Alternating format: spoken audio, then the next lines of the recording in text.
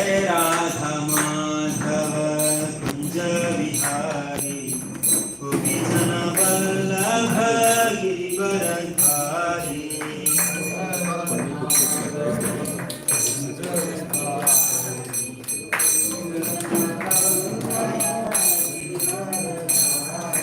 जय राधा माधव कुंज विहारी गोपी जन वल्लभ गिरिवरधारी जय राधा माधव कुंज विहारी गोपी जन वल्लभ गिरिवरधारी यशोदनंदन व्रज जन रंजना यमुना तीरवनचारी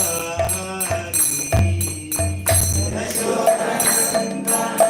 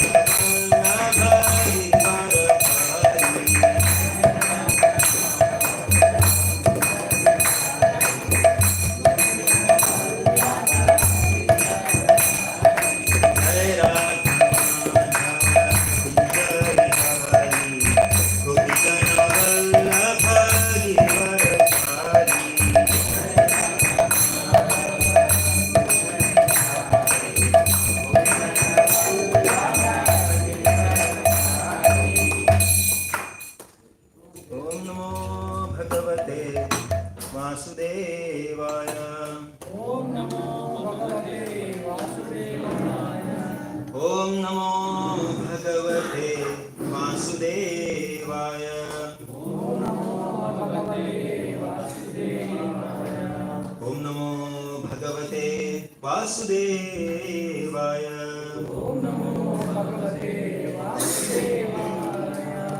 नारायणं नमस्कृत्य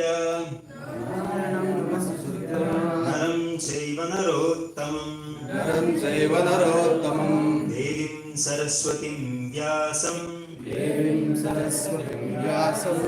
ततो जयमुदीरयेत् नष्टप्रायेषु भद्रेषु नित्यं भागवत सेवया भगवती उत्तमश्लोके भक्तिर्भवति नैष्टिकी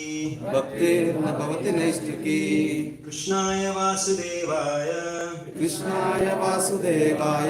देवकी नंदनाय च नंदगोपकुमाराय गोविंदाय नमो नमः।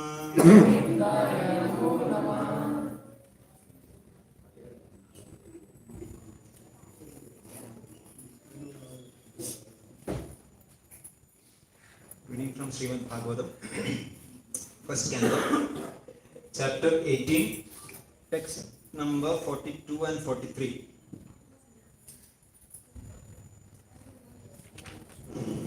Srimad Bhagavatam, canto 1, chapter 18, named Parikshit, cursed by a Brahmana boy, text 42. Please repeat after me. Navaindrabhir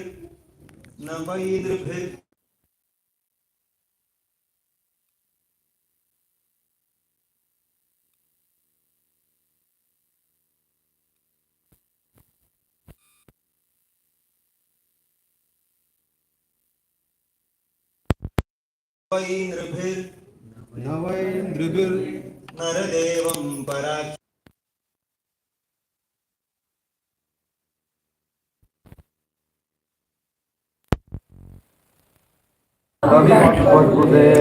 यत्तेजसा दुर्विषहेण Gupta विन्दन्ति भद्राणि अकुतो भया प्रजा न वै नृभिर्नरदेवं पराख्यम् सम्मातुमर्हस्य विपक्वबुद्धे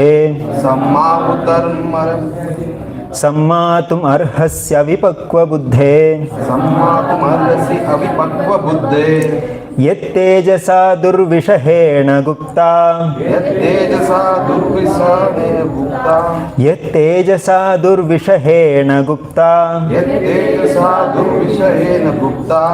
विन्दन्ति भद्राणि अकुतो भया प्रजा विन्दन्ति भद्राणि अकुतो भया प्रजा न वै नृभिर्नरदेवं पराख्यम् सम्मातुमर्हस्य विपक्वबुद्धे यत्तेजसा दुर्विषहेण गुप्ता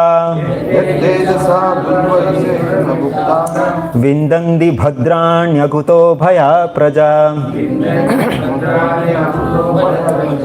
न वै नृभिर्नरदेवं पराख्यम् सम्मातुमर्हस्य विपक्वबुद्धे यत्तेजसा दुर्विषहेण गुप्ता विन्दन्ति भद्राण्यकुतो भया प्रजा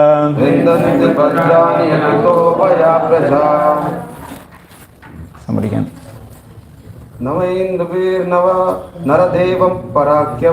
नवैन्द्रभिर्नरदेवं पराख्यम् सम्मातुमर्हस्य विपक्वबुद्धे यत्तेजसा दुर्विषहेण गुप्ता विन्दन्ति भद्राण्यकुतो भया प्रजा Mataji.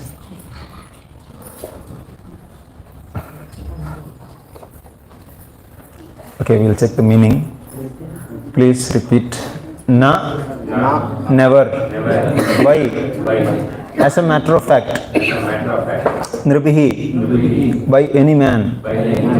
Naradevam, unto a man God. Parakhyam, who is transcendental. Sammatum, place on equal footing. Arhasi, by the prowess. Avipakwa, unripe or immature. Buddhe, intelligence. Yat, of whom.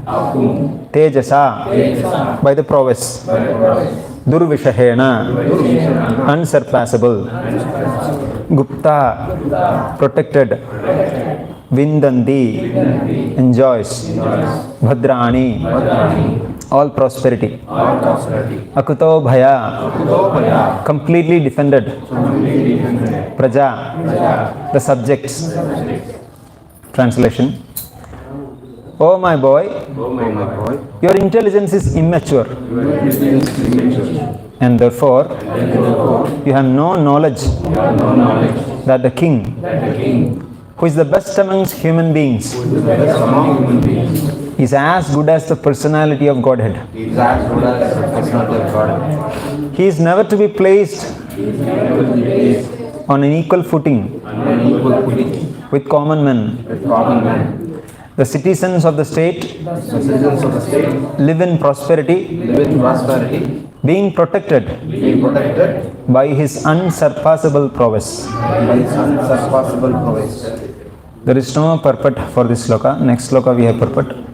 For that we will just do prayers. Om Ajnanatimirandasya Jnananjalashalakaya Chakshurunmilitam Yena Tasmai Sri Gurave Namah Shri Chaitanya Manobhishtam Stapitam Yena Bhutale Swayam Rupakada Mahyam Dadadi Swapatantikam Vandeham Sri Guroho Sri Yuta Padakamalam Sri Gurun Vaishnavamscha Shri Rupam Sagrajatam Sahagana Raghunathanvitam Tam Sajivam Sadvaidam Savadhutam Parijana Sahitam Shri Krishna Chaitanya Devam Shri Radha Krishna Padan Sahagana Lalita Shri Vishakhanidam Shra He Krishna Karuna Sindhu Dina Bandhu Jagatpate Gopesha Gopika Kandha Radha Kanda Namostute Tapta Kanjana Gaurangi Radhe Vrindavaneshwari Vrishabhanusude Devi Pranamami Haripriye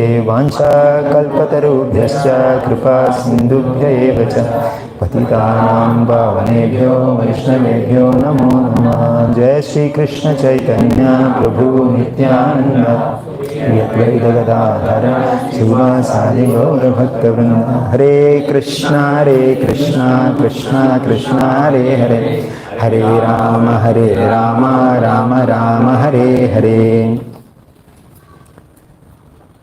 So welcome to the Sunday morning Bhagavatam class. Climate is very special, mixed with dust and smoke, some strange climate. It should be very pleasant in Bangalore. I don't know. Anyway, we have taken shelter of Bhagavatam. Nice. Next sloka also I'll just read and read the purport. Alakshyamane naradevanamni rathanga pana ayamangalokah tadahi chaura prachuro vinangshyati arakshymano avivaruthavat kshanat. Translation is, my dear boy, the Lord who carries the wheel of a chariot is represented by the monarchical regime. And when this regime is abolished, the whole world becomes filled with thieves, who then at once vanquish the unprotected subjects like scattered lambs. Purport. According to Srimad Bhagavatam, the monarchical regime represents the Supreme Lord, the personality of Godhead. The king is said to be the representative of the absolute personality of Godhead because he is trained to acquire the qualities of God to protect the living beings. The battle of Kurukshetra was planned by the Lord to establish the real representative of the Lord, Maharaj Yudhishthira. An ideal king, thoroughly trained by culture and devotional service, with a martial spirit, makes a perfect king. Such a personal monarchy is far better than the so-called democracy of no training and responsibility.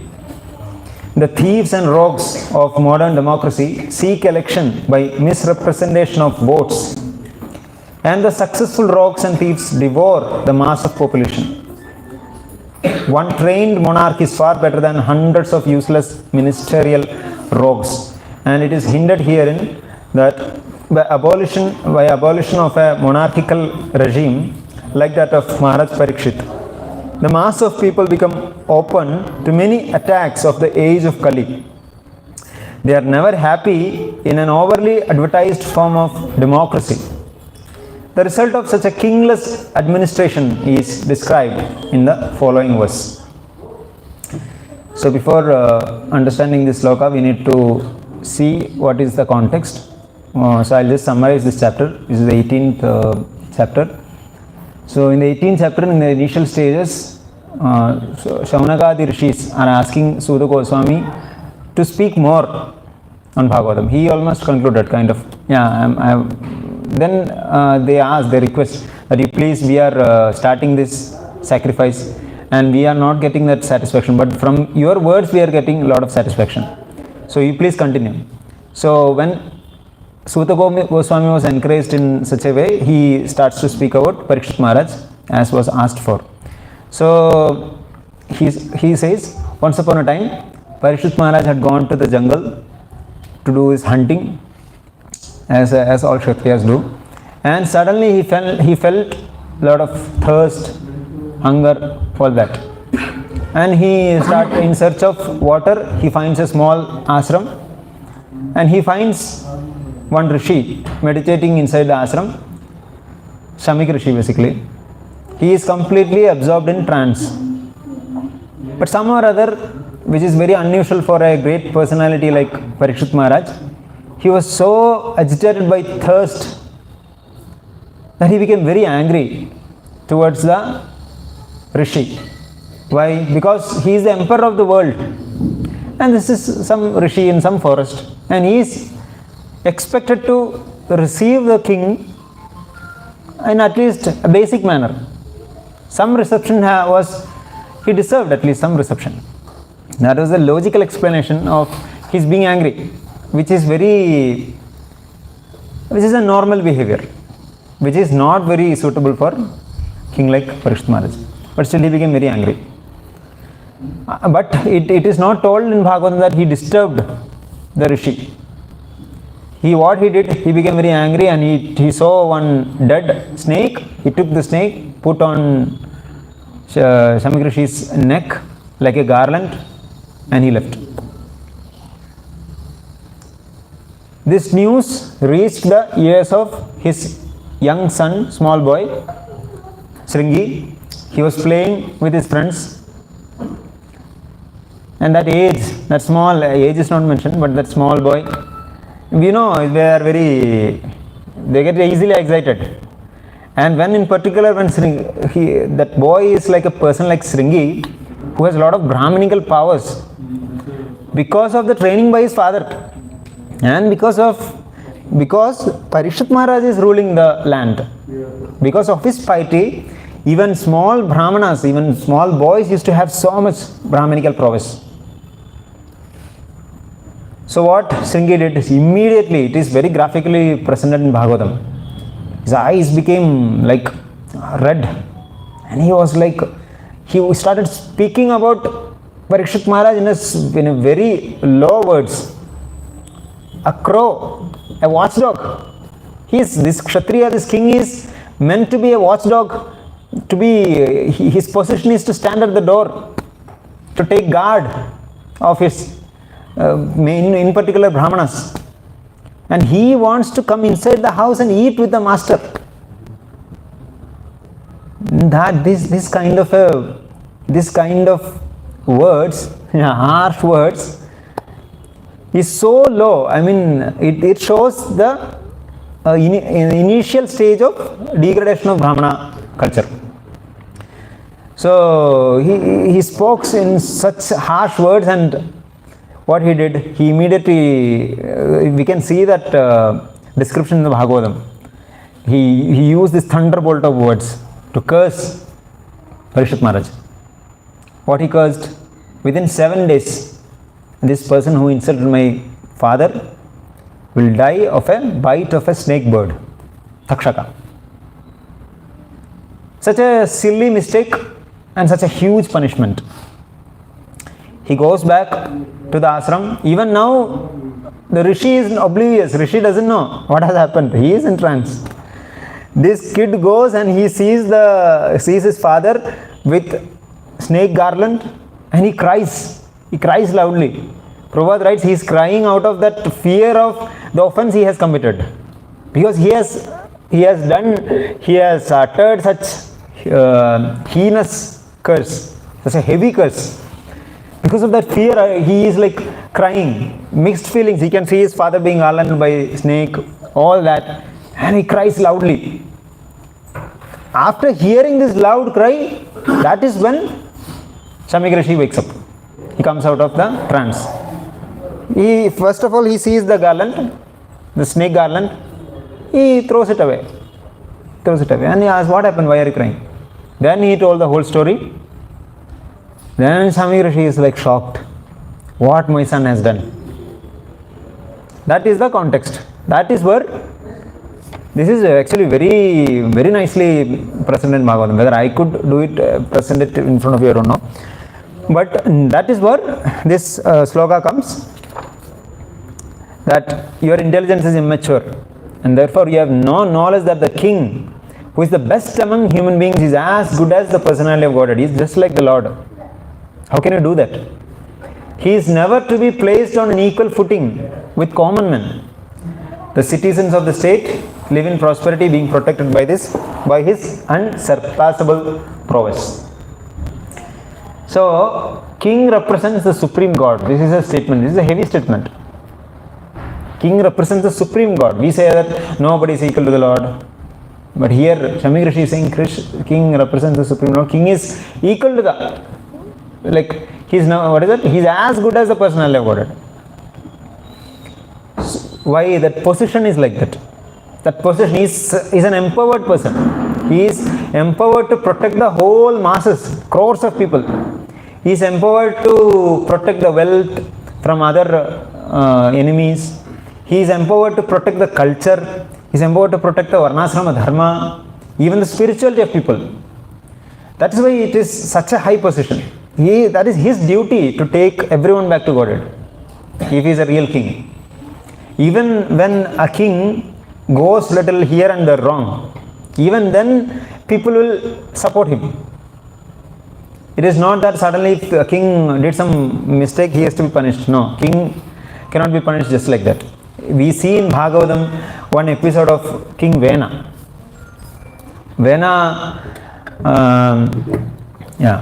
So this Vena, he is a son of, I think, Anga Maharaj. Anga Maharaj was a great devotee. But Vena was full of, he is a very vicious, very evil kind of king. From childhood itself, he used to kill his friends. While playing, something was wrong, he used to kill, finish it off. That's how a person he was. He grew up and he became a king. People tolerated everything. They were okay, fine. He is the king. It is our karma to have such a king. Everything they tolerated. But finally, when he started blaspheming the Lord, he started saying that I am Lord. You stop all the worship me. I am Lord. See, he is considering himself as good as personality of God, not others. He himself is considering himself and he is saying, worship me. Stop all the worship. At that point, Brahmanas took action. Brahmanas will never take action against the king. At that helpless point, Brahmanas took action and they displayed their unsurpassable prowess by killing the king. Just by one humkar. They told, king is gone. He falls down. That is the power of Brahmanas. Still they stay in front of the king as like, and king also will stand in front of the Brahmanas as very menial servant. So that is the exchange they have in between. So here in just a few slokas before, it is told that Parikshit Maharaj exerted his that anger towards the Rishi, towards the Brahmana, like he had never done in his life. He has never done like that to a Brahmana in his life. First time he does this. And Prabhupada is again and again writing in the purport. In the last line, if you read in all those purports, this is will of the Lord. This is will of the Lord. This is will of the Lord. 4 or 5 times. If you read those purports, last line is this is will of the Lord. Prabhupada is defending Parikshit Maharaj's action. No, he cannot do like that. Parikshit Maharaj cannot do like that. He is such an exalted soul. He cannot disrespect, dishonor a Brahmana. But this is will of the Lord. Something is going to happen. Because Bhagavatam had to be spoken. Same thing happened with Arjuna also in the battlefield. He was never subjected to such kind of weakness. But here he displayed. So just to see the position of the king, we'll hear one story. I don't know whether really this story is very relevant for this context or not, but still it is very interesting. The Yamunacharya's story. We all know, I think most of them may be knowing Yamunacharya's story and how some of them may not be aware also. So Yamunacharya, when he was a little kid, around 12 years age, he's from a very poor family. He's from a very poor family, and he was going to one teacher, Bhashyacharya, one Acharya, and he was learning from there, and he was a brilliant student. He was his teacher's favorite student. And in that place there was this Pandya king, and his Pandya king had a Pandita in his courtroom, and this Pandita was a very well-versed person who would defeat anyone in the debate. So there is one condition in that land that whoever scholars who are there, they have to have a debate with this Pandita, and if they are defeated, they have to pay tax to the king.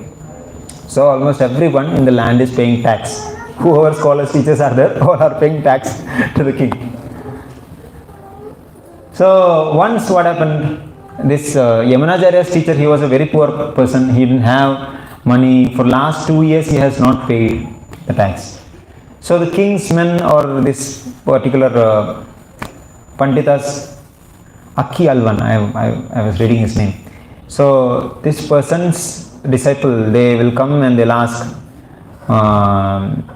they'll try to get the tax from people. So when they came to Bhashyacharya, Bhashyacharya was not at the place, at home, and Yamunacharya was there. Yamunacharya, not Yamunacharya yet, he's still a small boy. What is his name? Any idea? No, it is there, I think I forgot. So this boy was there, 12-year-old boy, and there was an exchange of words between them, and they told, your teacher has to either have a second debate or pay the taxes, or he'll be punished. Then Yamunacharya says, you are so proud, and your master has not ensured that your pride is not reduced. That means your master is not good. Why should my master, spiritual master Bhashyacharya, should have a debate with your master, who they don't even stand on same level? Like that, he will chastise the disciple of Akki Alvan. They are like fully bewildered, very unhappy, and goes back, and he says that this 12-year-old boy is doing, and this 12-year-old boy even challenges that my Acharya, my master doesn't have to do, I will debate. You are such a small case, I am enough. Then this goes to Akki Alvan, and Akki Alvan laughs at the age of the boy, and he says, fine, he wants to debate, let him come. Then he was sent for, and there is some more details there, but he comes, and Yamunacharya comes one day, and the king says, then there is one conversation between the king and the queen. The king says, see, this 12-year-old boy is showing so much audacity to take this much big challenge. Then the queen says, I don't know, I feel some intuition. This boy is going to do something.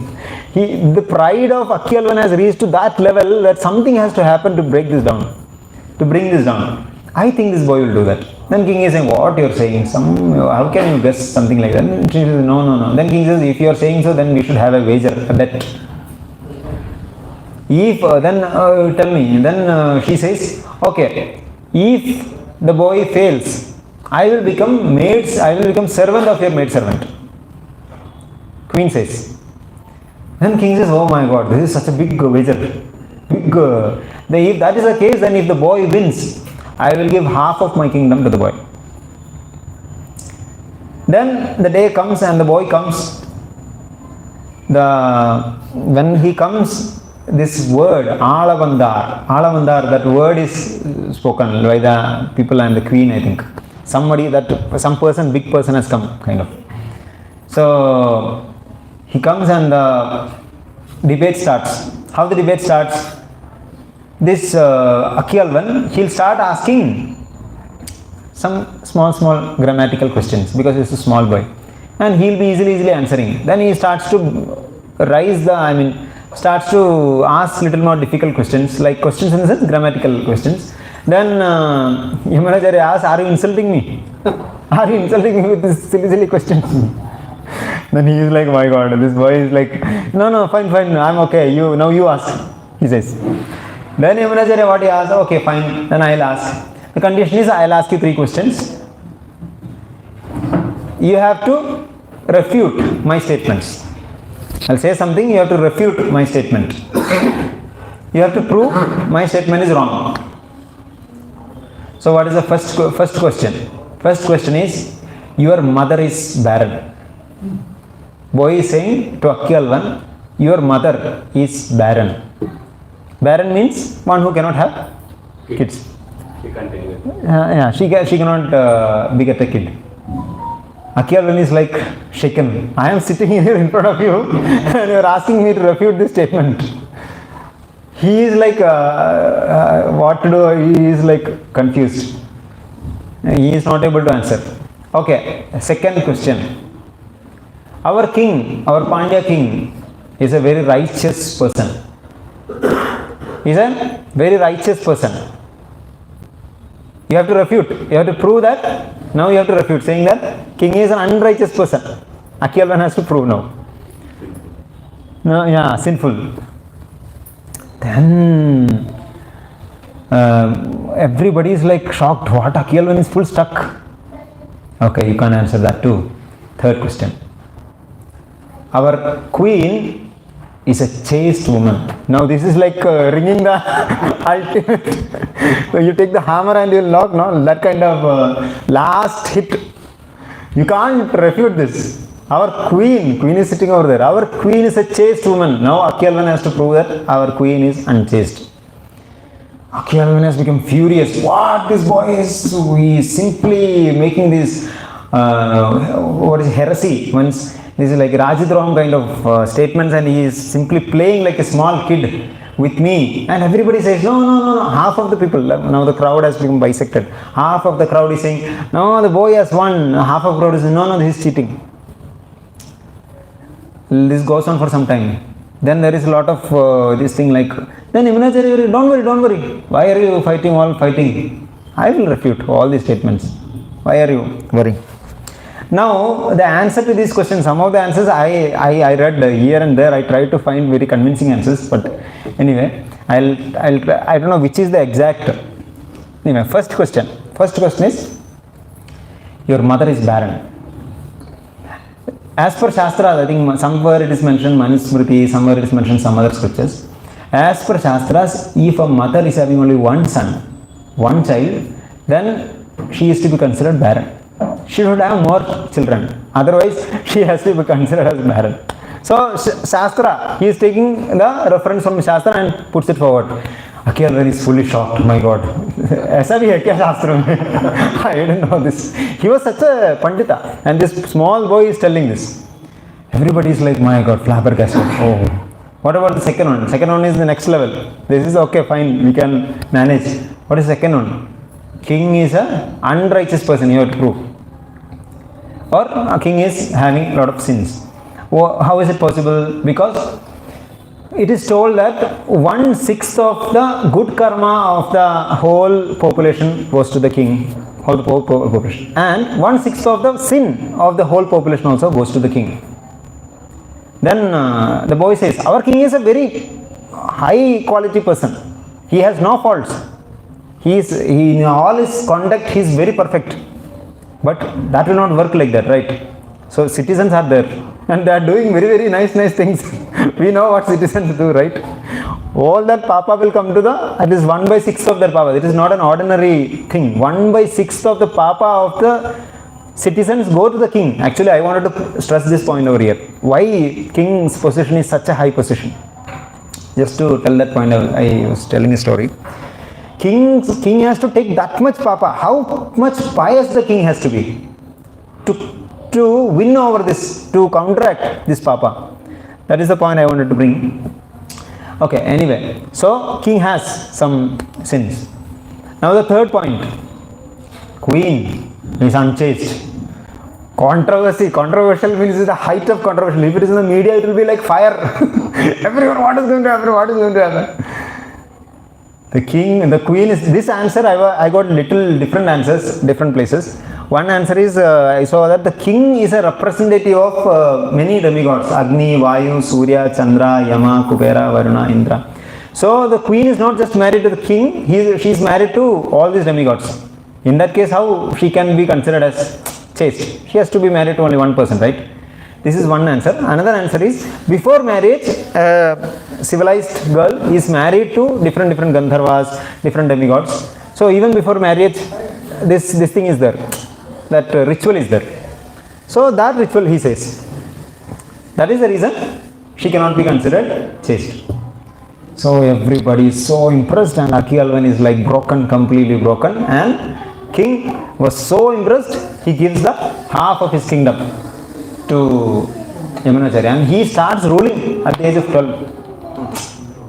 Amazing, such a powerful person. So I just want to bring that point, that how powerful the king is. King has to take that much sin, and that much responsibility is there on the king. And now monarchy. Prabhupada is writing in the purport about monarchy. He is saying monarchy is glorious. Now in our days, people are so against monarchy. We see what is happening in North Korea. What kind of a king is over there? So monarchy, the quality of the monarchy will obviously depend on the monarch. How is the king? If the king is like a Rajarshi, then if he should be all conversant in all shastras, then we can consider he is a real king who can take the sin of the people and guide them, rise them slowly in spirituality. For example, Yudhishthira Maharaj, Prabhupada is quoting Yudhishthira Maharaj, Dhruva Maharaj, Priyavrata Maharaj, Ambarish Maharaj. If you see what is common in them, if you see all these kings, they never wanted to become king. They never wanted power. If you see Yudhishthira Maharaj, if you just read the Bhagavad Gita, Arjuna is saying, we don't want. We'll go to the forest. No problem. We are okay. Let them rule. Dhruva Maharaj, when he saw the Lord, he didn't want anything. He told, I am done, my Lord. Lord is saying, you have to rule. Priyavrata Maharaj, next. Priyavrata Maharaj, he was the son of Swayambhu Manu. Swayambhu Manu is requesting to his son, please take the kingdom. Here, now in Kali Yuga, people want to become king. मुझे बनाओ उधर MP, I think an MP recent election was there, CM के लिए there was lot of for the chair, there was a lot of fight. Here Priyavrata Maharaj is going to be the king of the whole. I don't know what is the limit of his authority, what is the limit of what is the border, that big. He'll be the emperor of the whole Jambudvipa, most probably. Swayambhu Manu is requesting, banao, ban jao, you become please king. Priyavrata Maharaj is happy in his devotion and service. He was, there is no surprise because his spiritual master was Narad Muni. Narad Muni is an expert in doing many such things. He has done this to Daksha's sons. Daksha had some 1,000 sons. Narad Muni made everyone brahmacharis. Daksha was like, he didn't say anything. Then he made 10,000 sons. Daksha is an expert in progeny because that is what is his dharma. 10,000 sons he made so that he can have some good kings. Narad Muni made everyone. Daksha became furious. I control my tongue first in the first 1,000 installment. Now next 10,000 I cannot. So that is the kind of person Narad Muni is, and that Priyavrata Maharaj was under his guidance. Priyavrata Maharaj was so immersed, so absorbed in devotion. He was not ready to take kingdom. What Swayambhu Manu did? He went to Lord Brahma and he requested. Lord Brahma came down and spoke to Priyavrata Maharaj. Now this is the beauty. Priyavarma, this is not, a devotee is not like, I'll not do, I'll be completely aloof. I'll not, that's what Narad Muni did. Lord Brahma came and told, it is Lord's wish that you rule.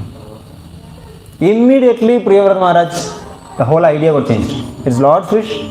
Now there is nothing, because I am the worshipper of the Lord, I am the devotee of the Lord. If it is Lord's wish, I am ready to take any kind of responsibility. He takes the kingdom, he rules for some crores of years. Amrish Maharaj, what is his quality? This is the quality, like we need to see, we have seen those kings who are not eager to get kingdom. Now Amrish Maharaj, what is his quality? He is a pure devotee of the Lord. Always engaged in the service of the Lord.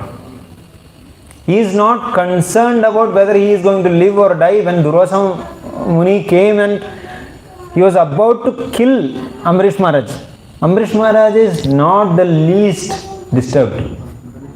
This is called Rajarshi. I mean, some demon is charging at you to take your head, to kill you at the moment. Amrish Maharaj is Apuryamanam Achala Pratishtam. Completely in stillness.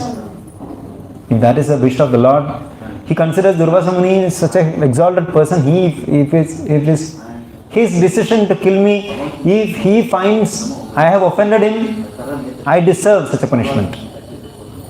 Even Parishit Maharaj, if you see a little ahead, as we move ahead, we'll see the heart of Parishit Maharaj after offending. He has obviously offended Shamika Rishi, which was not that of a great of an offense.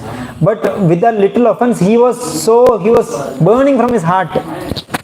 Parishit Maharaj was feeling like, oh my God, what kind of an offense I have done to Shamika Rishi.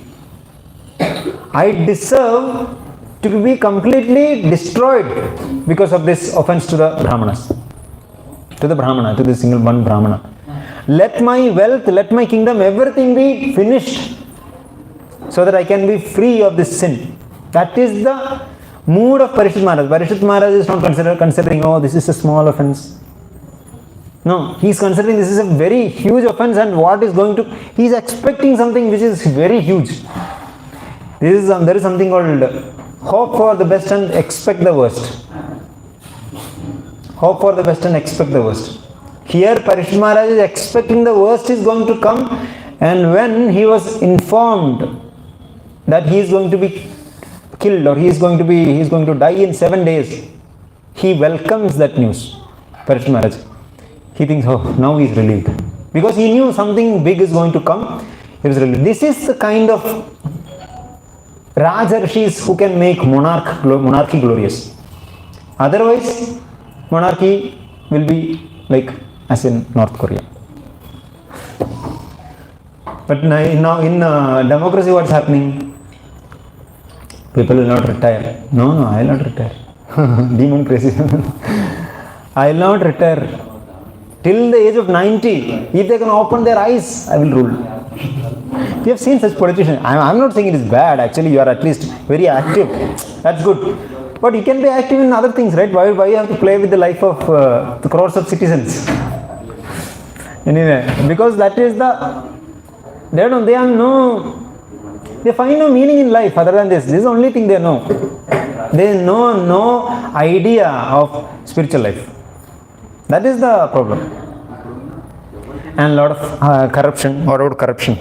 At least it is. I think Iskcon people are doing a lot of preaching, and in India, I feel our piety or our punya has got little high.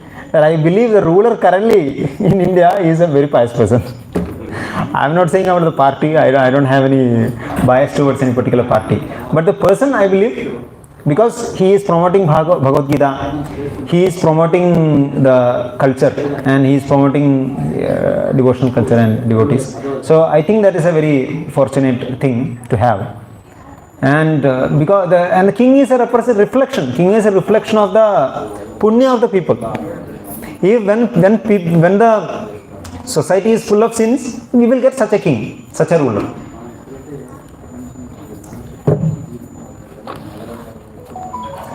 So, from this episode of Parikshit Maharaj and Sringi and Samagrishi, we can draw some few lessons. One lesson is misfortune can strike in our lives at any moment. Just imagine Parikshit Maharaj is in his peak of his glory. He is such a pious king.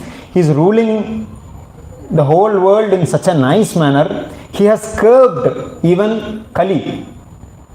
Kali Yuga is about to start, and he has even controlled Kali. Such a powerful person. Within a moment, within a small span of time, he got cursed and he got destined to be killed within few days. Same thing can happen in our lives anytime. How we may be at the peak of our happiness. Everything is going fine. Everything is going fine. Suddenly, one discovers there is some terminal illness. Suddenly, some misfortune, some accident happens in our family. Something bad happens to, God forbid, our beloveds. So anything can happen. This world is so dangerous. Padam yet vipatam. This, in each step there is danger. But what we can see, how a devotee takes, how he responds or how he reacts to such dangers. We can see how Parikshit Maharaj responded. He welcomed it. Every day we can see Amrish Maharaj, how he welcomed this misfortune. And tell me, what is the name of that king who was the previous life of Vritrasura? Chitraketu. Chitraketu was also a big, very famous devotee of the Lord, and he got cursed by Parvati Devi.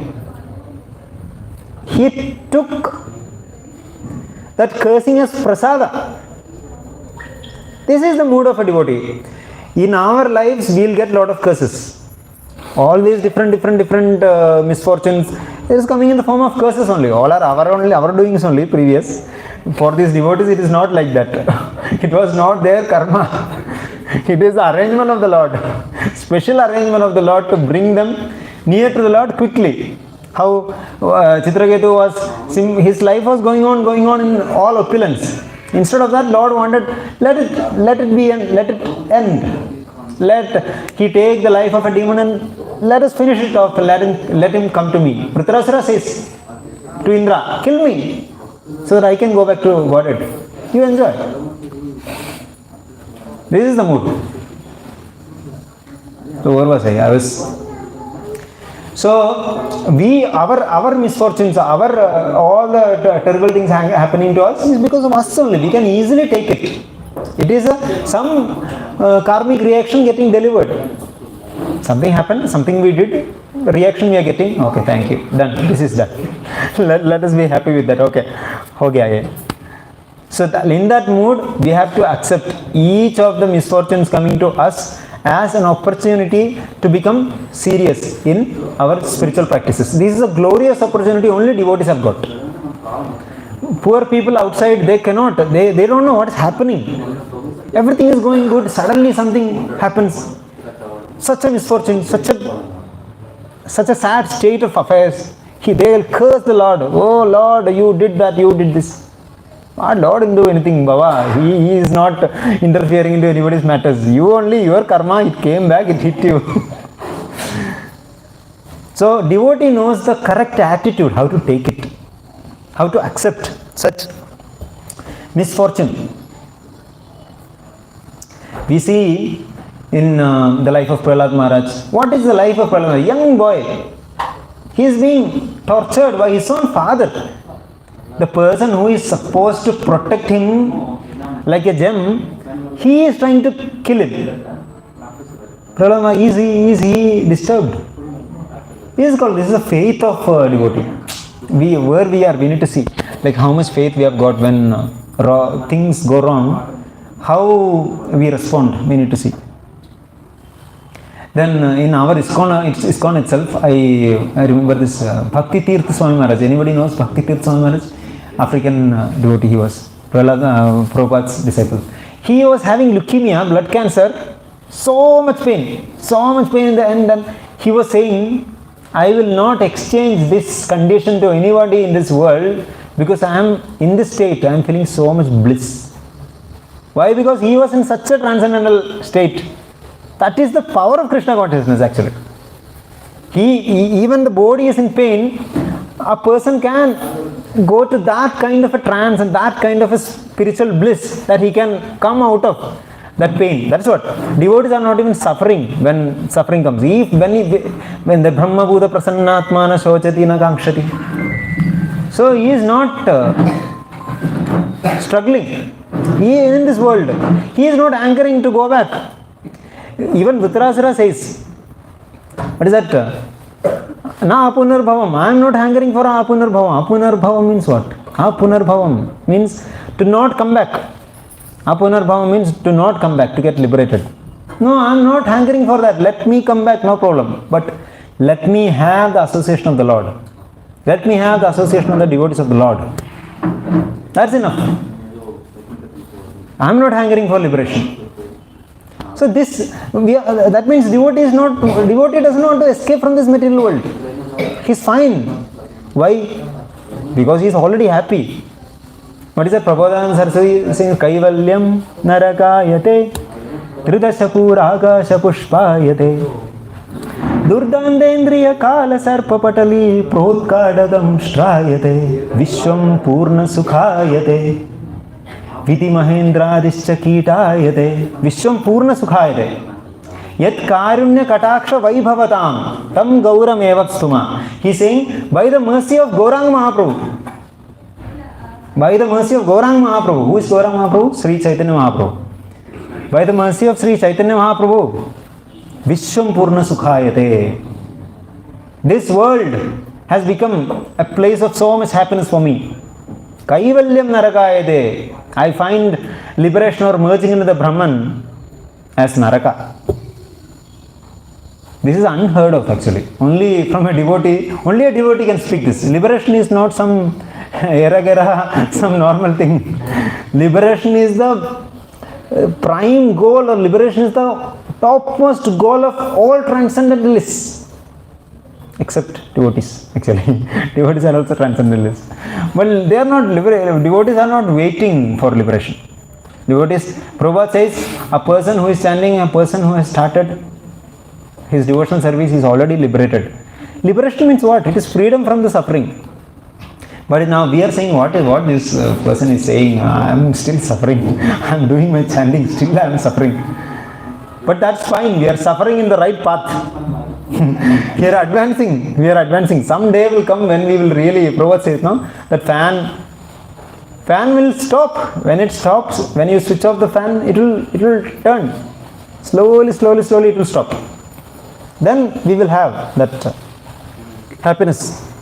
Krishna says, what Krishna says in 9th chapter, I think, Samoham sarva bhuteshu name deshe ostina priya ye bhajanti tumam bhaktya mai teteshu chapyaham apichet sudurajaro. He is saying, apichet sudurajaro bhajande mam ananyam bhak sadureva samandavya samyak vyavasito hisa. Then he says, that means he says, even if somebody is out of his previous karma or previous inclinations, he is having some bad habits. Apiche suduracharo bhajande mam ananya. But he is completely fixed in my devotion. He is breaking principles, but his aim is to just surrender. I want to do devotional service. But somehow he is failing. Abhijet suduracharo bhajande mam ananya sadhureva. Still you have to consider him as a sadhu. Why? Because next sloka Krishna is saying Kshipram bhavati dharmatma. He will become soon. He will become dharmatma.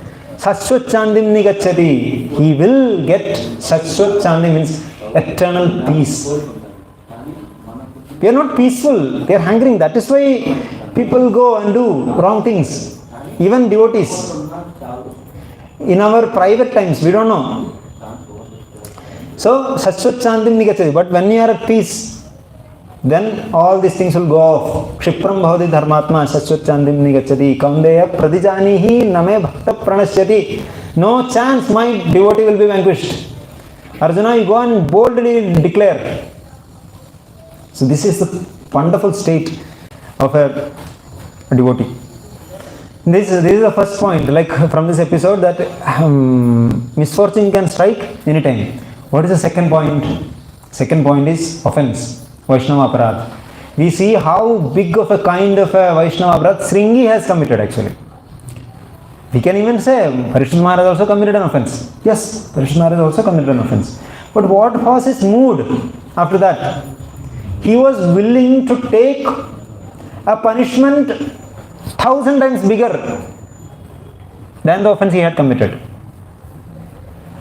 So, offense, Vaishnava Aparadha is like the most dangerous. In the list of Nama Aparadha, which one do you think? The 10 Nama Aparadhas, no? 10 offenses against the holy name.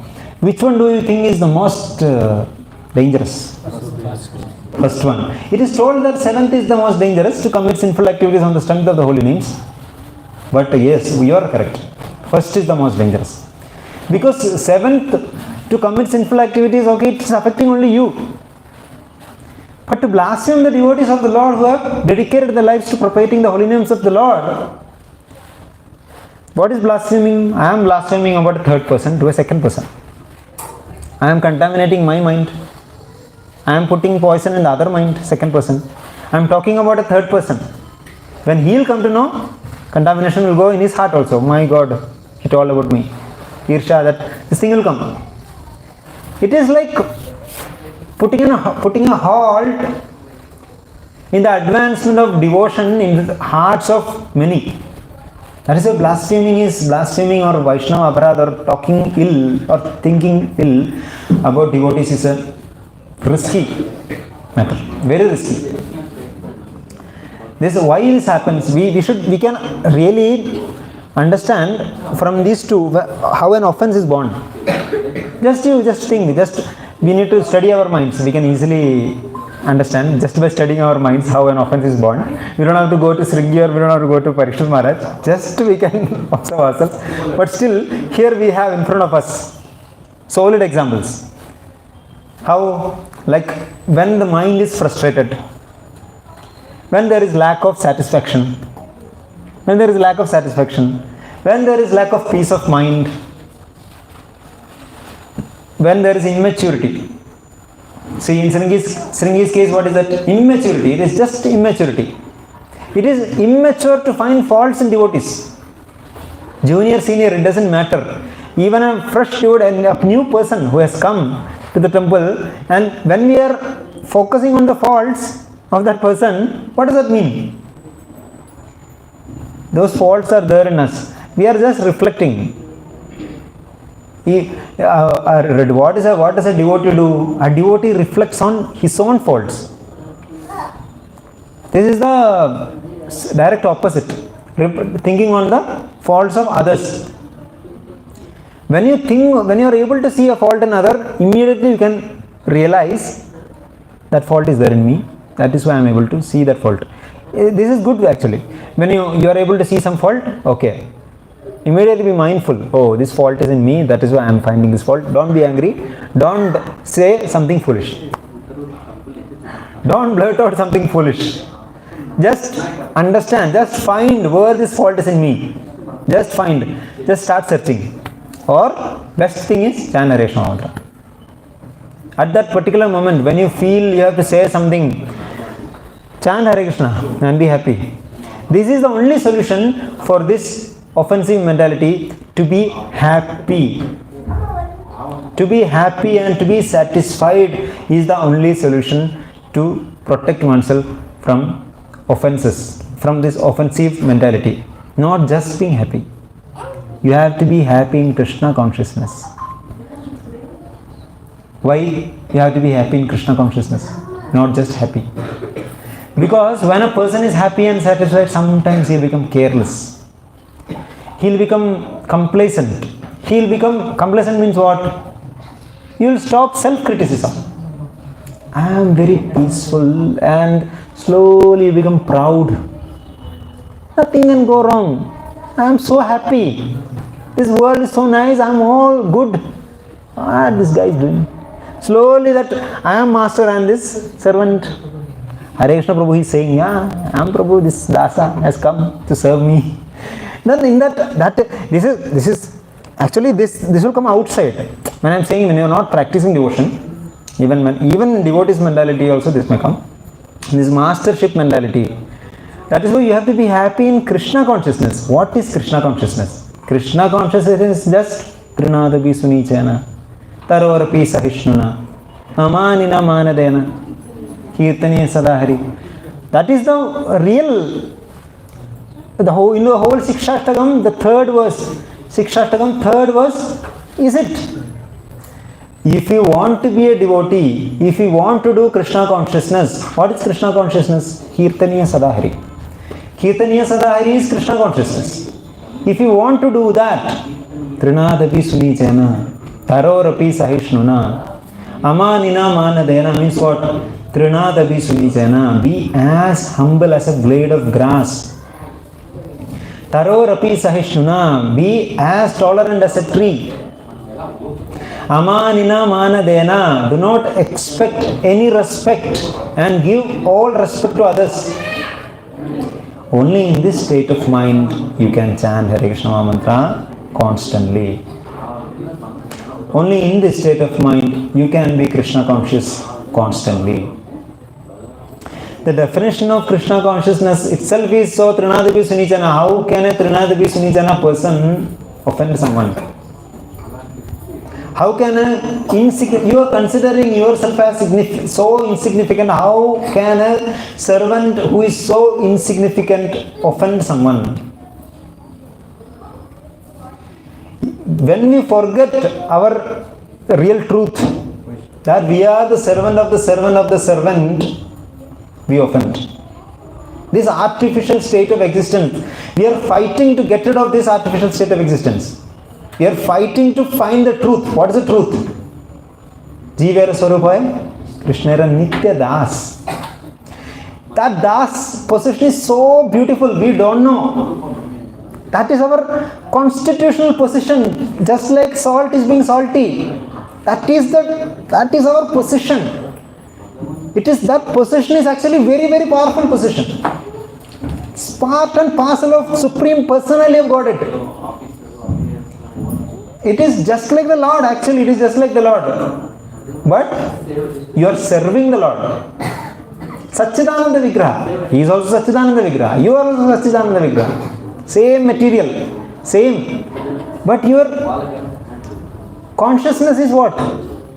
I am part and parcel. My whole soul, my goal, everything is to serve the whole. To serve the Lord, to serve the devotees of the Lord. The moment we come to this state, you are so happy. Anything else, no other state of existence can give you that much satisfaction. Not the wealth of the whole world can give us that satisfaction, as much satisfaction as the mood of being the servant of the servant of the servant can give. Because that is the only truth. Only truth can give us real satisfaction. Now the question is only one thing. Are you Krishna conscious at this very moment? Krishna consciousness means what? Krishna consciousness means what? Being conscious of Krishna. Manmana bhavan bhakto madhyaji mam namaskuru. Even in the Chaturshloki Bhagavad Gita, what Krishna is saying? Chaturshloki Bhagavad Gita is 4 slokas in the 10th chapter, I think 8, 9, 10, 11, right? Aham sarvasya prabho atta sarvam pravartate iti matva bhajandema buddha bhava samanvita. In that also he is saying, how he is concluding? Tesham satata yuktanam bhajatam priti purvakam yadami buddhi yogam tam ena mam upayantite. See, if somebody is always, if somebody is Krishna conscious, not any other.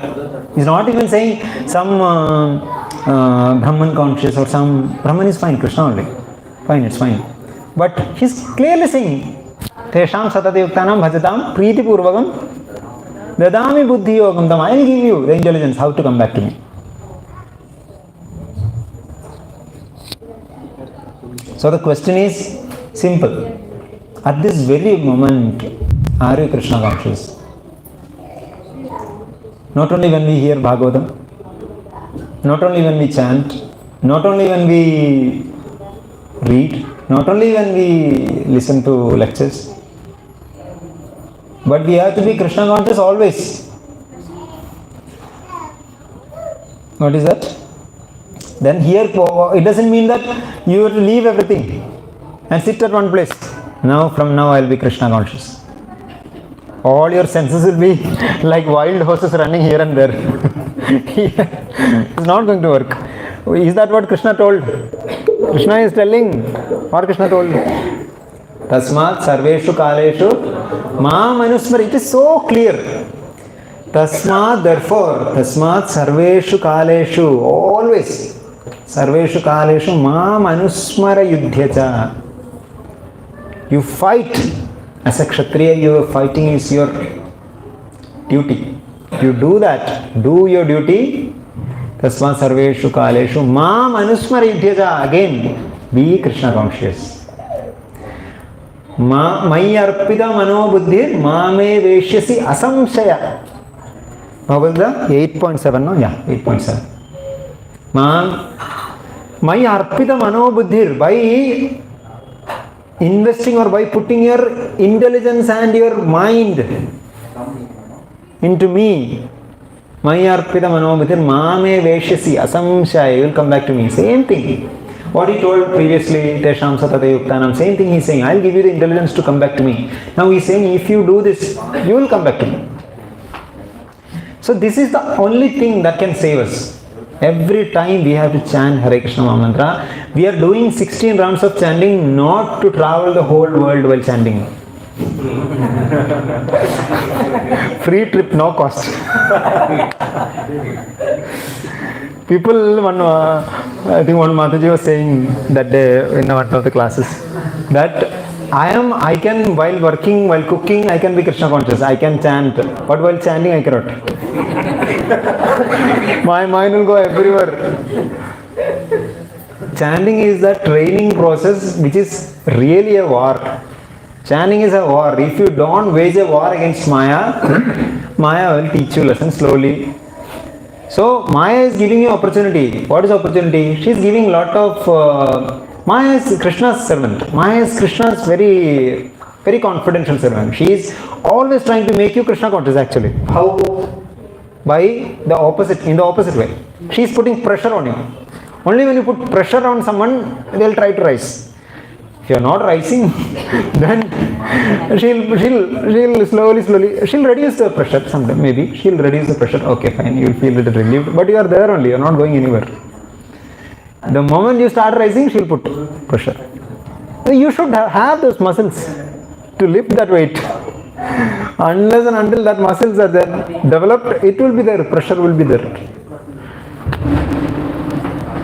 So, chanting is an opportunity where she is putting all the allurements to you. We have to do only one thing, just listen to the Mahamantra. This has to happen, we have to try, fail, try again, try until we succeed. Again and again we have to bring back the mind. Somehow or other, if you can just hear. What we are doing actually while chanting? We are chanting, our mouth is working. We are listening to the mind. Mind is speaking very loudly. So loudly mind is speaking, broadcasting very loudly. Some story, we are listening to that nicely. We are not listening to the mantra. Only solution is mind has to chant with you. Mind has to chant. If mind starts chanting, then only after chanting mind will chant. Only then after training 16 rounds of chanting, when you are working, mind will chant. There also we will have yesterday we were discussing, I was discussing with Prabhu. We have to put effort. We are not addicted to chanting. We need that addiction. Then if you are addicted, then mind will chant every time. But while working also, while working you are thinking a lot of things. Instead of that, chant, Hare Krishna, be a good boy, chant, don't play, don't do all these naughty things, chant. So this is the only solution. There is no other solution. There is no escape from the powerful hold of Maya. What is that sloka? Devi hi esha gunamai mama maya duratyaya. Those words, see the word duratyaya. Krishna is using. When you listen, okay, duratyaya. You get that fear, right? Duratyaya. What is it? Mama maya duratyaya. Mameme prapadyante mayameva nedam tarantite. Easily will overcome.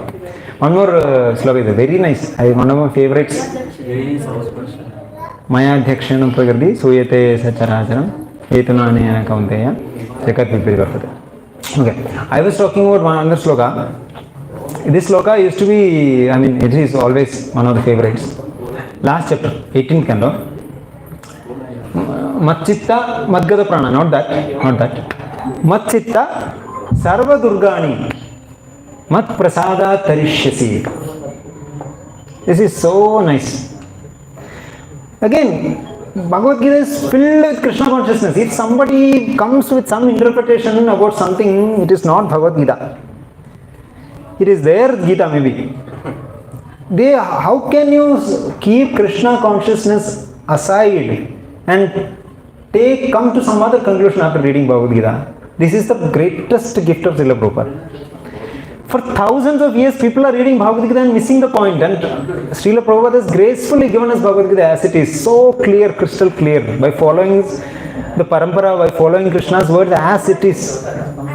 Krishna is saying, Mat Chitta, be Krishna conscious. Mat Chitta, Sarva Durgani. Sarva Durgani means what? All obstacles. Mat Prasadat, by my mercy, Tarishyasi, you will overcome. Just by remembering this is a half of the sloka. Mat Chitta Sarva Durgani, Mat Prasadat Tarishyasi. Just by listening, just by remembering this, you will get so much confidence. When you are in difficult times, you just say, Mat Chitta Sarva Durgani, I will overcome. Just by what? Just by chanting Hare Krishna. You don't have to do anything. You don't know how Krishna looks like. We have seen different paintings. All painters will draw different color. Nobody has come to a conclusion what color Krishna is. So you let it be. You don't have to think. You just chant Hare Krishna. That is Matchitta. Matchitta Sarva Durgani. Mat Prasadat Tarishyasi. But there is one more half to the sloka. What is it? Matchitta Sarva Durgani Mat Prasada Tarishyasi Adhachetam Ahankara Nasroshyasi Vinangshasi. But if somebody is not listening to me and not doing this, they will be lost. We know that we get lost when we don't do this. So obvious. We know we have been living that lost world kind of living for this whole lifetime. Now we are getting some glimpse. This is not right. Other thing is right. Matchitta is right. So what is the solution to all these problems? Simple. Bhakti. Chanting Hare Krishna. Chanting Hare Krishna is bhakti. But what is the definition of bhakti? Seva. Seva is the definition of bhakti. What is the sloka? There is one sloka. Sarvo bhadi vinirmuktam tat paratvena nirmalam Krishikena Krishikesa Sevanam Bhakti Ruchyate. Such a simple, Mataji, how she has told Seva. Simple, one word. What is the meaning of Bhakti? Devotional service. This has been given to us by Prabhupada. It was never that easy. Today, Guru was saying that he was reading Bhagavatam yesterday. And what is the most confidential knowledge?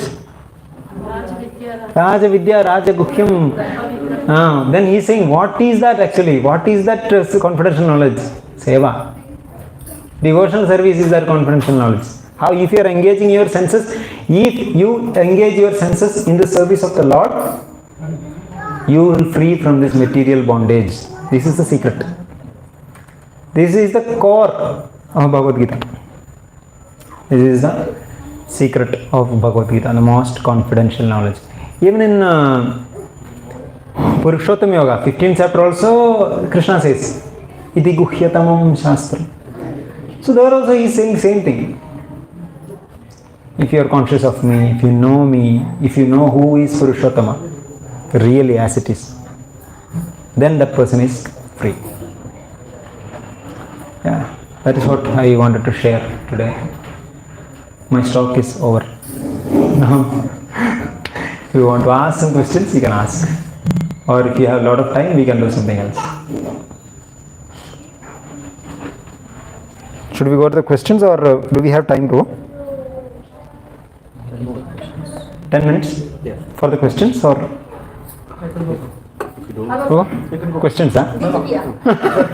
Other than this, I'll do kirtan. I have one bhajan.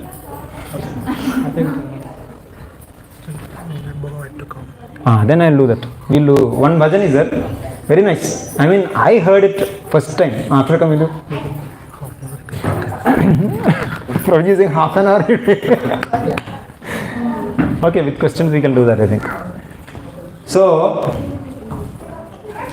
this bhajan, we went to Jagannath Puri this time for Radhanath Swami's Yatra. So, it was so nice. I mean, so in Maharaj Yatra,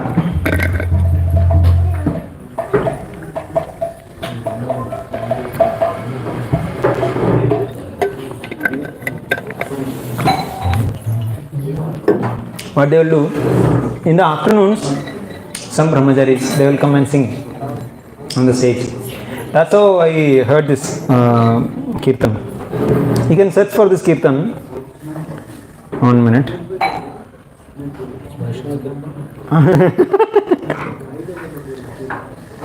Vaishnava kirtan only.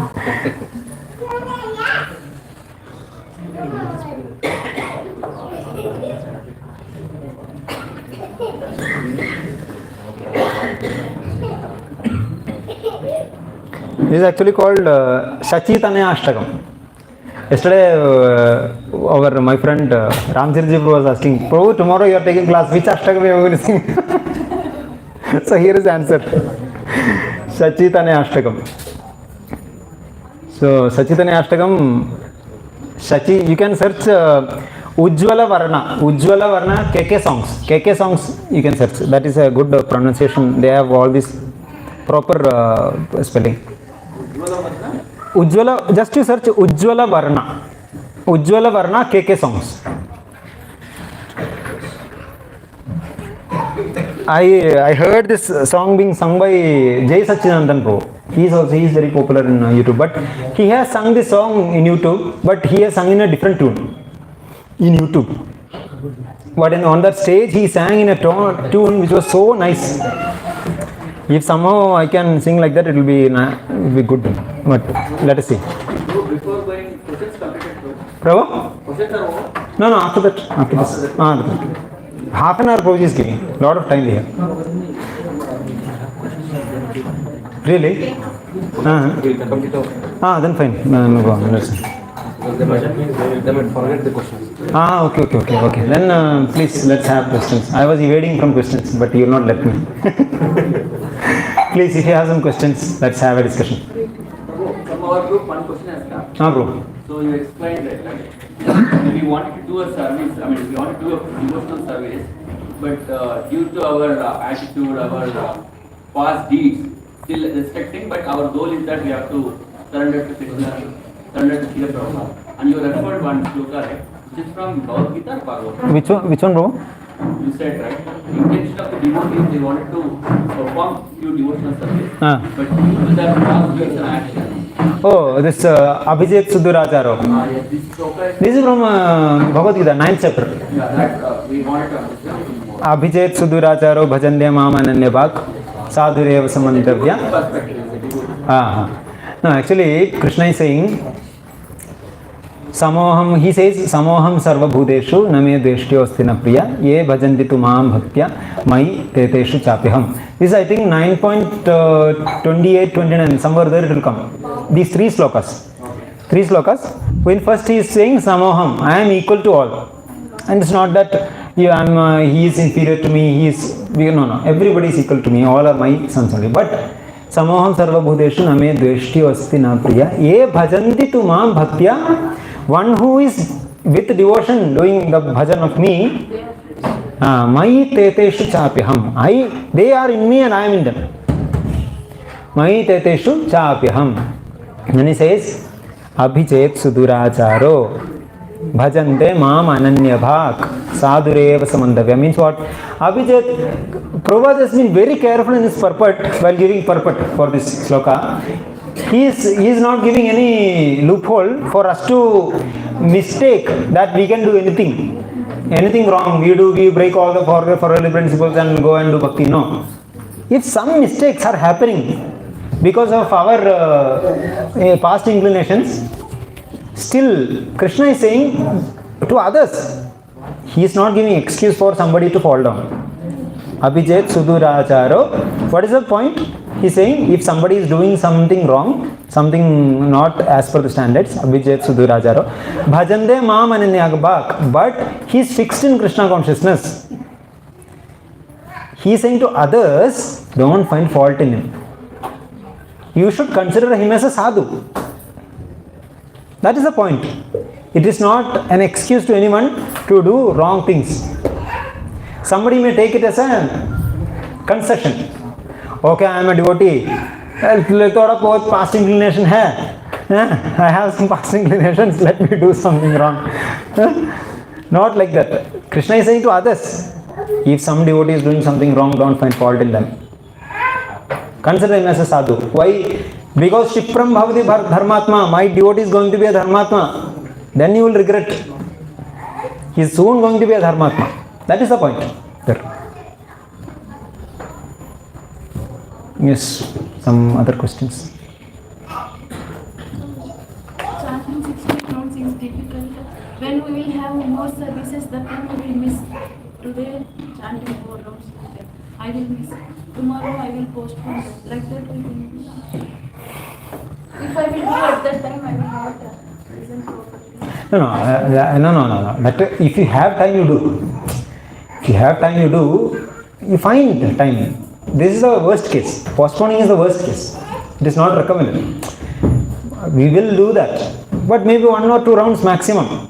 We should not like, okay, 4 rounds today I am doing, tomorrow I am doing 32 rounds too.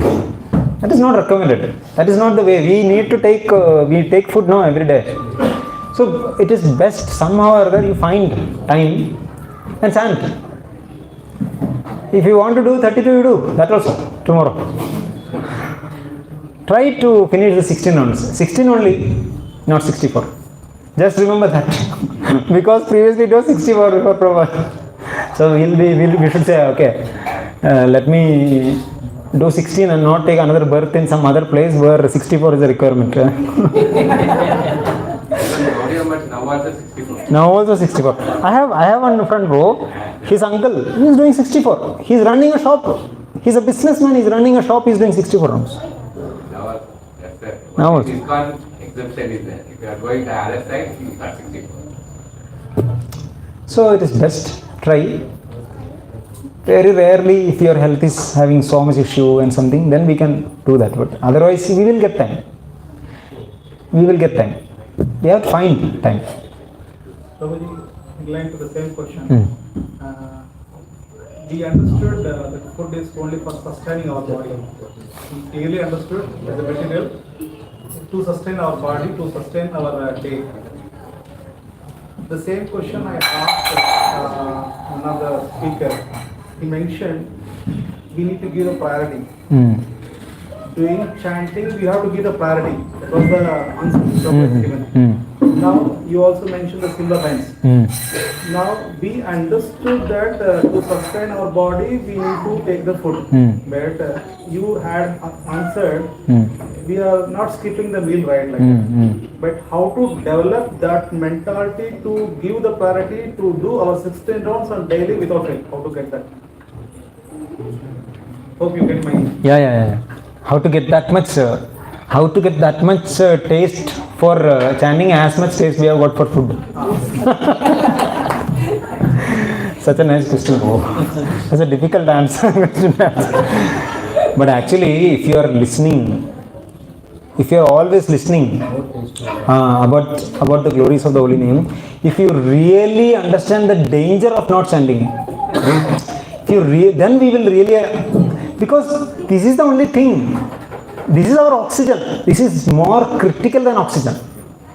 We have to make our mind understand this is more critical than oxygen, holy name. We have to sensitize the mind. Without sensitizing the mind has to get convinced. Mind has to get taste. Really, the solution for this is to attentive chanting is the solution for this question. The answer is attentive chanting. When you chant attentively, when you chant attentively, you will slowly develop taste for chanting. Not by always by fear, you cannot do things. Like in Christianity, they say if you don't do, you will get sin, you will become equal to hell. This will not work much. You should develop taste, just like you have developed taste for gulab jamun by eating it, by meditating on the taste. You have developed the taste. Same taste you have to develop for chanting by listening to chanting. That is the tangible process. Attentive chanting is the only solution for this. No kind of again and again causing fear. It may help for some time, but attentive chanting will develop to taste, and it will lead to chanting, completing the 16 rounds, not completing, doing our 16 rounds with so much love. Attentive chanting, bro. Understood, Prabhu, that answer. But as a beginner, like even not even baby walker, even below that, to come to that stage, it will take a long time. No, it will not take a long time. If the problem is we are always thinking of the numbers. If you are a beginner, just do 2 rounds with care and attention. Just do 4 rounds. Bring the numbers up slowly. No hurry. The most important thing is the quality. If you go some beginner and say you do 16 rounds, he will be thinking, Baba, kya kar diya yaar? 16 rounds, 2 ghanta kya karna hai? Not going to happen. You should come to that stage slowly. You get the taste and come. Slowly you come. What is hard? You chant nicely 2 rounds. You chant like, if you do that, slowly you will make it to 4 rounds. You will come to 4 rounds. This is the beginner. Beginner should, only solution is listening, bro.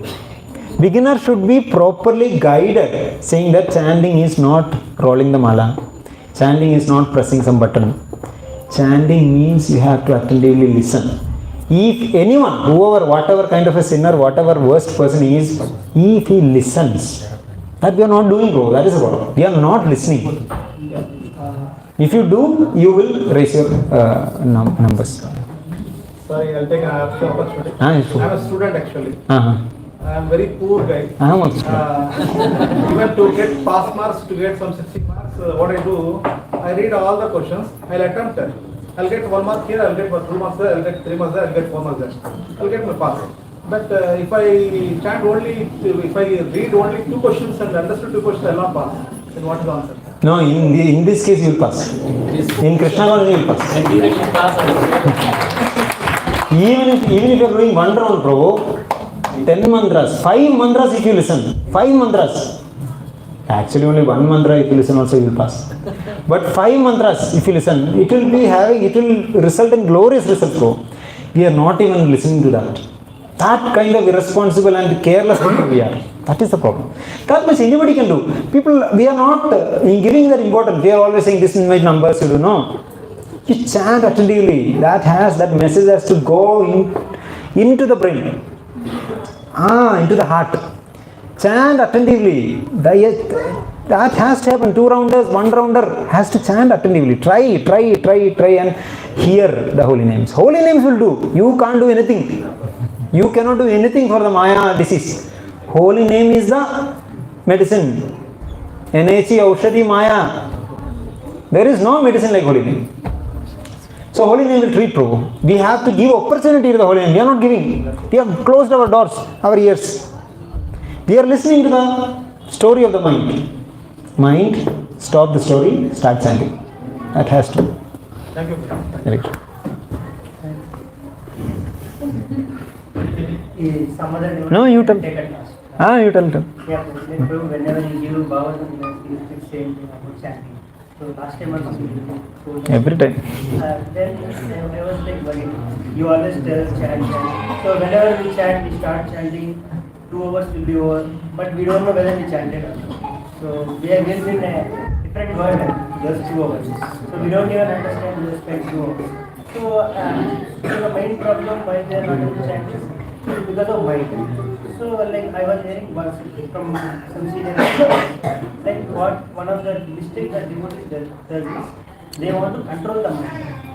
If mind is telling I want to stop the mind, I want to control the mind, I want to focus and focus on chanting. But the problem is mind is the energy of the Lord. So you cannot control the energy of the Lord. But how then what is the solution is you have to control with the prayer. If you should have a good mood to the prayer. So my question is how to get that mood of prayer. Obviously you can't control mind which is the energy of the Lord. How to get the mood? How to get the mood means, first of all, we should have a lot of desire. We should have a lot of desire that today I will listen to the Holy Name. Somehow or other, I need to listen to the Holy Name. That is how, when you are not able to do that, you get the prayer. You get the prayer from your heart. Somehow, Krishna, please let me listen to the Holy Name. That prayer should come from the core of your heart. How that will come? When you have so much desire for something. Krishna, I am not getting it. I need that. I want to listen to the Holy Name. When that prayer will come from the core of your heart, it will happen. It is not very, don't think that we are making it very complicated actually. Krishna will never give a complicated solution. The solution is the most easiest, it is the easiest solution, chanting. But we think it is not easy. We think that the problem is so big. How can the solution be so easy? It is not like that. Solution is easy. Just listen to the Holy Name. Just listen to the Holy Name. That is it. Just listen to. We think, no, that is not enough. We think, we are not convinced actually. We are not convinced. Just by listening, just by listening to the Holy Name, nothing is going to happen. I will have to work with the mind. I will have to make the mind Krishna conscious. I will have to make the mind think. What does the mind do? Thinking, feeling, willing. Basically thoughts, desires and one more is there. Thoughts, desires and craving. Thinking, feeling, emotion. So thoughts, desires and emotions. This is what mind is. We think that we have to make the mind Krishna conscious. We have to make the mind, teach him. See, Krishna looks like this. You think of him. Not required. You have a mouth. You have an ear. Can't you make vibrate one sound and listen? We are making a lot of ideas while chanting. No ideas required while chanting. Just to make the sound and listen. The easiest. That is why we are missing the point. Just vibrate properly and listen. If you observe carefully, you can hear mind is saying something else. When you try to do that. Then, actually, yesterday we were talking. When we were talking, we don't think anything else. We are talking. Just like that. Just listen. Hare Krishna. Just one word, Hare. Hare Krishna, Krishna. Pronounce properly. Without pronouncing word, everything is gone first itself. Gone for a toss. We are not for some 16-round marathon. We are not running to finish some marathon. Where you are going? Which mantra it is? Hare doesn't have any ha. Only I is there. Hare is going on. Ha is not there. Each sound is important. Krishna has given a solution for fools. Krishna has given a solution for fools, not for extra intelligent, super intelligent people. For fools, this solution is given. For us. Can't you say, if I give you a medicine, can't you just take? Why are you breaking it, throwing the pieces and taking few pieces? Take the full medicine. Hare Krishna, Hare Krishna. How beautiful is Krishna? Sound, Krishna. Hare Krishna. Observe that sound. Don't think anything else. Hare Krishna, Hare Krishna. Can't we do it? We can do it. It is not rocket science. We have to hear each mantra. Hare Krishna, Krishna Krishna, Hare Hare, Hare Rama, Rama Rama, Hare Hare. One mantra. If you hear, you have reached your milestone actually. First milestone. Only one mantra exists, only one word exists. Think like that. Only one word. You don't have anything else. Before chanting, just like Prabhu told you, pray. Krishna, let me chant. What magic that prayer is doing actually? That is bringing you to the stage of Trinadavi Sunisena. Because that is the mood that is required for chanting. Trinadavi Sunisena Tarorapi Sahishna. Without that mood, you cannot chant. I am the servant of the servant of the servant. To that mood you have to come. For that we are praying. Krishna, I am insignificant. I cannot do anything. Please bless me so that I can chant. When you pray, immediately you come into that mood. That is the mood Krishna wants you to be. That is the mood. Just even if your prayers, you don't have to manufacture prayers. Sikshastakam is the prayer. We have to understand the meaning of Sikshastakam and then pray. Then chanting is possible. Yes, sir. Slok you said now about Vishwa Purna Sukha. Before that, Explain that. I also don't know full meaning. Kaivalyam narakayate. Tridasha pura agasa pushpayate. Means Kaivalyam narakayate. Liberation is, for me, liberation. Prabhupada Saraswati is saying, not for me. Prabhupada Saraswati is saying, Kaivalyam narakayate. He is saying, liberation is like hell. Tridasha pura agasa pushpayate. I think it is telling heaven is like phantasmagoria. Heaven is like a flower in the sky. How can somebody grow a flower in the sky? It is just a fantasy, right? So heaven is just like that. It doesn't have much reality. It is just a flower in the sky. Vishwamburna, what is that? Kaivalyam narakayate, tridashapura agasa pushpayate. Durdandendriya kala sarpa patali protkadadam shtrayate. Means Kala Sarpa is the serpent of time. His tooth are broken. His tooth is broken. The poisonous teeth of the Kala Sarpa is broken. Now, because of where is he heading to?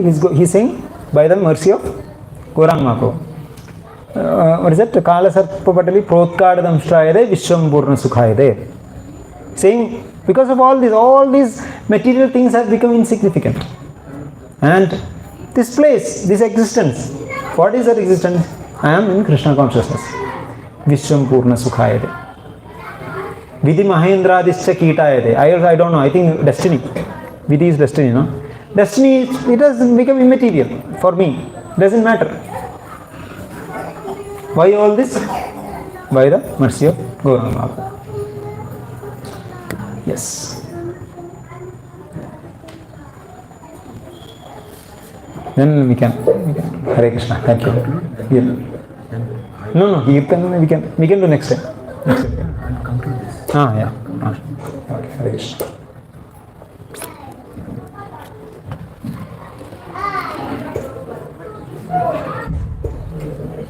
Hare Krishna. So thank you very much. This next thing. So today's class having so many good points. One basic question we all have got